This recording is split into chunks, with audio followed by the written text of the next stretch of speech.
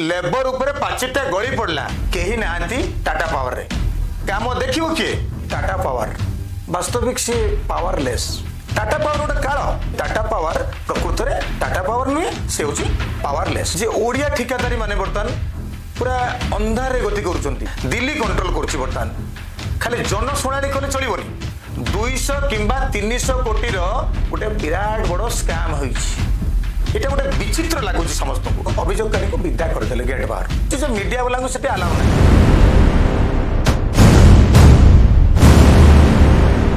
ଆମେ ଆଜି ଗୋଟେ ମୁଖ୍ୟ ପ୍ରସଙ୍ଗକୁ ଆସିବା ସେଟା ହେଉଛି ଟାଟା ପାୱାର ବାସ୍ତବିକ ସେ ପାୱାରଲେସ୍ ଆଜି କି 6 ମାସ ହବ ଓଡ଼ିଶାର ପ୍ରତି ଜିଲ୍ଲାରେ ଏକ ବିସ୍ଫୋରକ ପରିସ୍ଥିତି ଉପୁଜୁଛି କୋଉଠି ଯେଇ ଇଲେକ୍ଟ୍ରିକାଲ କୁ ବାନ୍ଧି ପକେଇଲେଣି कोटी इंजीनियर माने मिसबिहेव कर बिल आदाय कला बेले कार अधिक बिल आसुची टाटा पावर गोटे काल ओडिशा पे गोटे काल टाटा पावर प्रकृत में टाटा पावर नुहे से हूँ पावरलेस जे ओडिया ठिकादारी माने बर्तमान पूरा अंधारे गति करुँच जीवन जापन माने परिस्थिति बर्तमान भयंकर है किंतु ये माने जे कहीं ठिकादारी संस्था ओडिया ठिकादार माने चुप बसचंदी से तो आमे कहि परिबुनु किंतु टोटलटा दिल्ली कंट्रोल करछि बर्तमान रास्ता घाट रे खाली हिंदी चलची सेठू आमे अभाव जानी पारछु जे टोटल दिल्लीटा उठी आछि ओडिशा को आज एक विचित्र घटना बालेश्वर घटी टाटा पावर को नहीं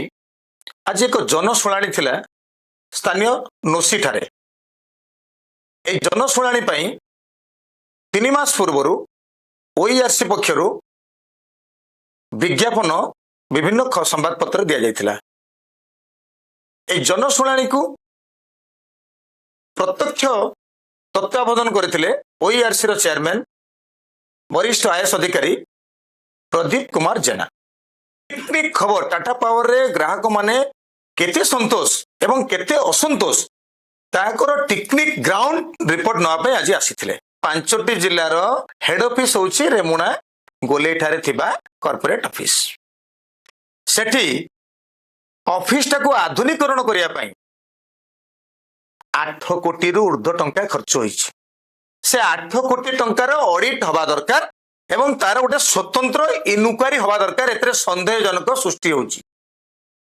जनशुणाणी को आसीथिबा किछि लोक से माने कहिले जे पूर्वतन पब्लिक रिलेशन अफसर चित्तरंजन प्रधान जो बिल पास करिसंती से पीआर थिला बेले सबु बिल तदंत हवा नित्यांत जरूरी खाली जनशुणाणी कले चलबनी आउट ऑफ स्टेट रु विद्युत सामग्री किणा होछि किंतु काहे की गोटे प्रश्न एइति पई किणा होछि जे एठी ओडिसा रे ट्रांसफार्मर मिलिबो विद्युत खुंट मिलिबो और विद्युत सामग्री रो अन्यान्य सामग्री गुड़िक एठी मौजूद अछि ओडिसा रे किंतु टाटा पावर बाहर किणुची कहीं एवं भेंडर मध्य कलिकतार सेठू कलिकतार सब किणा होची बुझी होनी विद्युत सामग्री ताले एठी कोन करिवे कंपनी जो खोला है जो माने ट्रांसफार्मर करचंती जो माने विद्युत सामग्री तैयारी करचंती से माने कोन करिवे कि तो जेमती ओडिया ठिकादार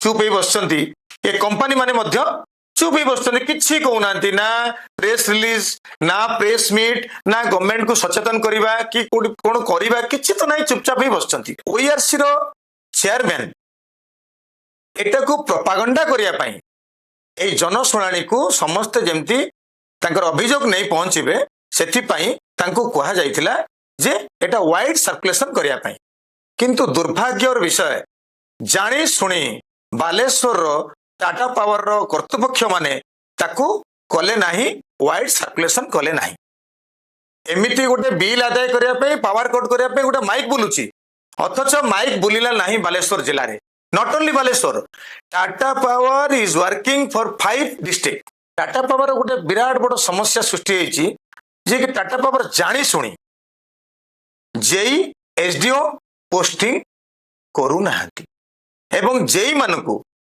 सेक्शन अफसर जोटा कि कहते जे सेक्शन अफसर को गोटे चेयर बसई देइचंती किंतु कौन है ना नन ओडिया लोकन को नन ओडिया पोस्टिंग बर्तमान केते हेची ताहा ओईआरसी रो चेयरमैन टिके तदंत कले भल होता बोली जनमत सृष्टि होची टाटा पावर रो ବର୍ତ୍ତମାନ ଯୋଉ ପୁରୁଣା ଜେଇ ମାନଙ୍କୁ ଏସଡି ମାନଙ୍କୁ ଯୋଉ ଦରମା ଦିଆହଉଛି ତାହା ଠାରୁ ଅଧିକରୁ ଅଧିକ ଦରମା ଟାଟା ପାୱାର ଦ୍ୱାରା ଯୋଉମାନେ ବର୍ତ୍ତମାନ ନିଯୁକ୍ତି ହେଇଛନ୍ତି ସେମାନେ ପାଉଛନ୍ତି। ବର୍ତ୍ତମାନ ଯୋଉ ସିଭିଲ ୱାର୍କ ଚାଲିଛି ଟାଟା ପାୱାର 5ଟା ଜିଲ୍ଲାରେ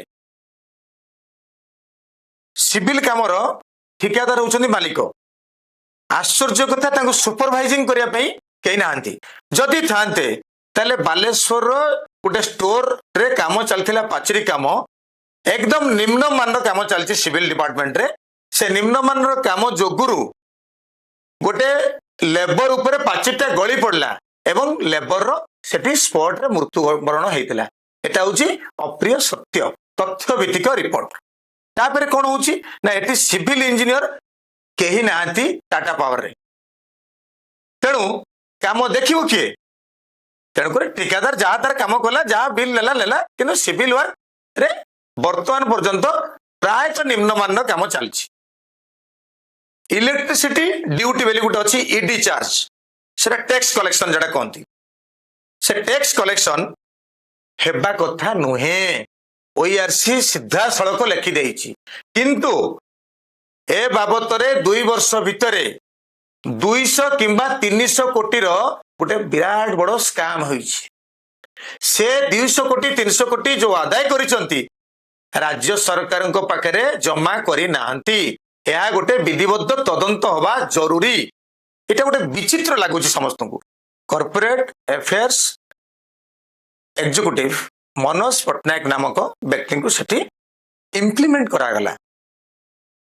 ଭଲରେ ନୁହେଁ, ଖରାପରେ ତାଙ୍କୁ ଇମ୍ପ୍ଲିମେଣ୍ଟ କରାଗଲା। ଜାଣି ଶୁଣି ଅନେକ ଅଭିଯୋଗକାରୀଙ୍କୁ ବିଦା କରିଦେଲେ ଗେଟ୍ ବାହାର। କହିଲେ କଣ ନା ଆଜ୍ଞା ଏଠି କେବଳ ତାରିଫ ବିଷୟରେ ଆଲୋଚନା ହବ, ଅନ୍ୟାନ୍ୟ ବିଷୟରେ ନୁହେଁ। ଆ ଦ୍ୱାରା କଣ ହେଲେ ନା ଲୋକ ଗେଟ୍ ପାଖରେ ବାହାରେ ଠିଆ ହେଲେ। ଦେଖନ୍ତୁ କେମିତି ଚକ୍ରାନ୍ତ ହେଇଛି।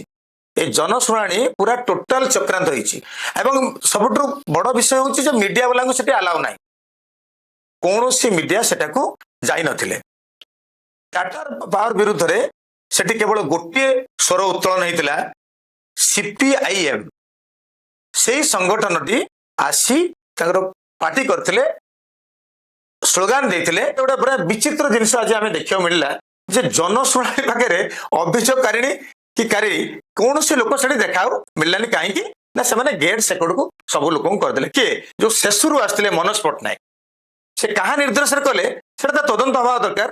ଏଠି ମଧ୍ୟ ଲୋକମାନେ ମଧ୍ୟ ବହୁତ ବ୍ୟସ୍ତ ହେଇକି କହିଲେ ଯେ ଆଜି ଆମର ଯୋଉ ORC ର ଚେୟାରମ୍ୟାନ ଆସିଥିଲେ ସେ ଟିକେ ଜାଣନ୍ତୁ ଯେ ଆମକୁ କାହିଁକି ଗେଟ୍ ବାହାରକୁ କରିଦେଲେ।